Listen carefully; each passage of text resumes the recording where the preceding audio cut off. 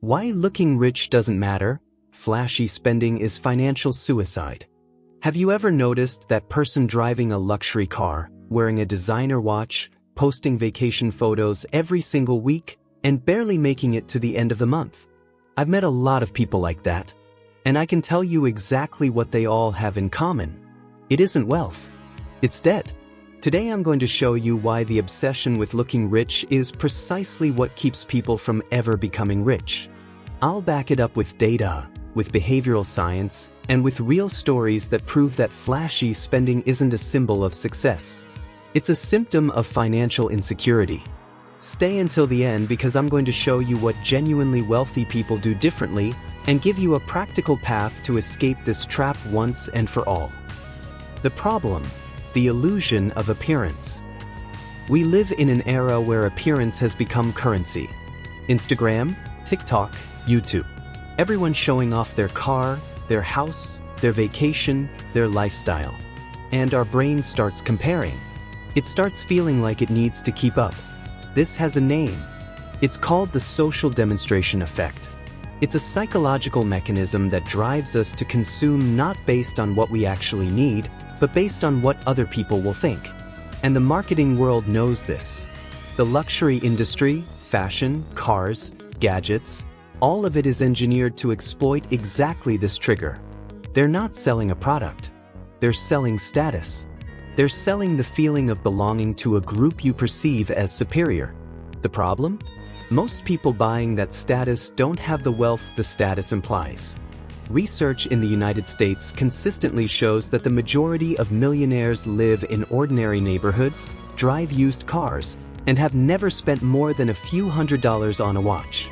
Meanwhile, a huge portion of people flaunting wealth online are financing that lifestyle on high-interest credit. The imported car is financed. The watch was paid in installments. The vacation maxed out a credit card. There's no wealth there. There's only appearance, bought on borrowed time. The real cost of showing off. Let's talk numbers. Because once you understand the real cost of looking rich, everything changes. Imagine someone earning $4,000 a month who decides to finance a $40,000 car over 60 months. The monthly payment comes out to around $700. That's already 17% of their income, just in installments. And that doesn't include insurance, registration, maintenance, or gas. In practice, that car is consuming 30% or more of their monthly income. Now think about what would happen if that same money were invested instead. $700 a month over 5 years, at a modest average return, would grow to somewhere between $50,000 and $70,000. That means the choice to look wealthy cost that person the equivalent of a solid down payment on a real asset. That is what flashy spending does to your financial life. It drains the fuel that should be carrying you toward financial freedom. And it's not just the direct money.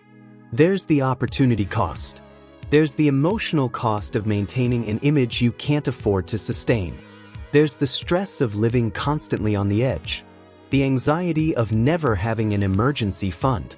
People who live to appear wealthy rarely sleep well. Because deep down, they know it's all fragile. One bad month and the whole facade collapses. What truly wealthy people actually do. Here's the paradox nobody tells you. The people who have real, genuine wealth are exactly the ones who show off the least. And that's not a coincidence. It's a strategy.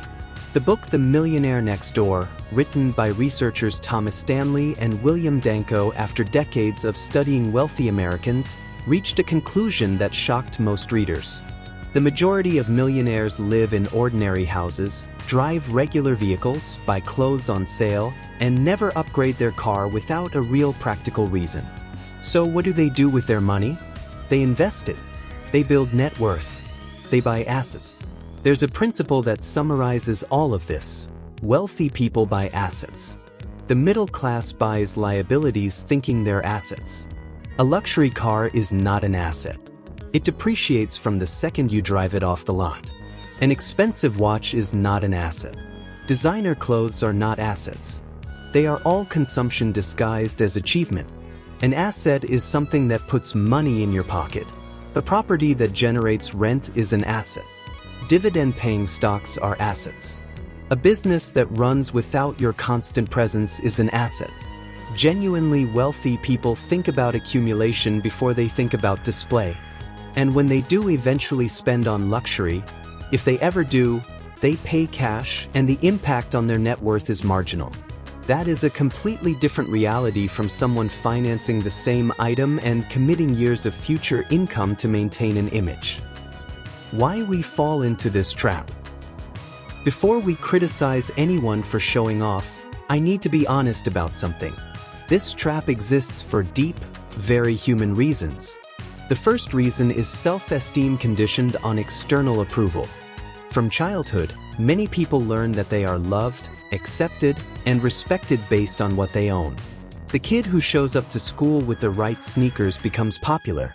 The adult who pulls up in a new car gets compliments. Consumption becomes an emotional shortcut to feeling valued. The second reason is environment. If the people around you live for appearances, it is genuinely hard to swim against that current. Social pressure is real. The comparison is constant. The third reason is marketing. Billions of dollars are spent every single year to make you feel like you are incomplete without the next product. That you need it to be happy, successful, attractive, relevant. Recognizing that you are being manipulated is not weakness. It is the first step out of the trap. The question you need to ask yourself before any appearance-driven purchase is simple. Do I want this because it brings me real value, or do I want this of what other people will think? If the answer is the second one, you are paying for other people's opinions. And that is one of the worst investments you will ever make. The practical path: what to do starting today.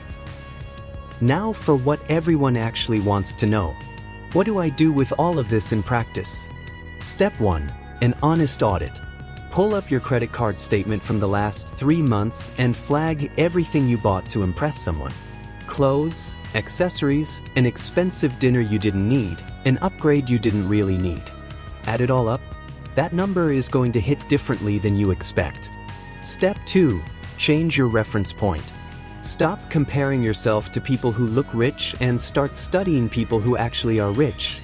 Research the financial behavior of people with real net worth. Read about investors, entrepreneurs, people who built wealth over time. You'll quickly realize they live far more simply than you imagine. Step 3. Define for yourself what real wealth actually means. For most people, wealth isn't a car or a watch. It's freedom of time. It's not depending on a boss. It's being able to say no to things you don't want to do.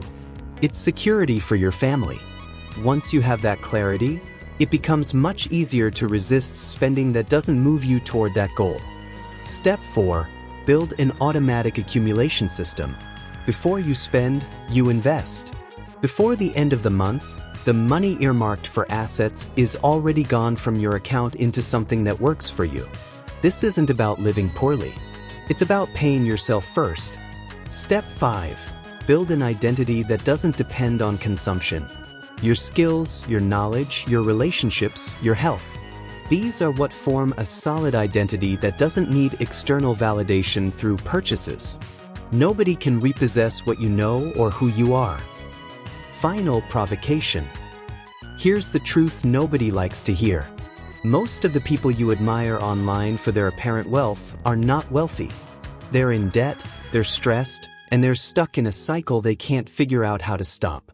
Meanwhile, the person quietly building real wealth often doesn't appear anywhere. They don't need to appear anywhere.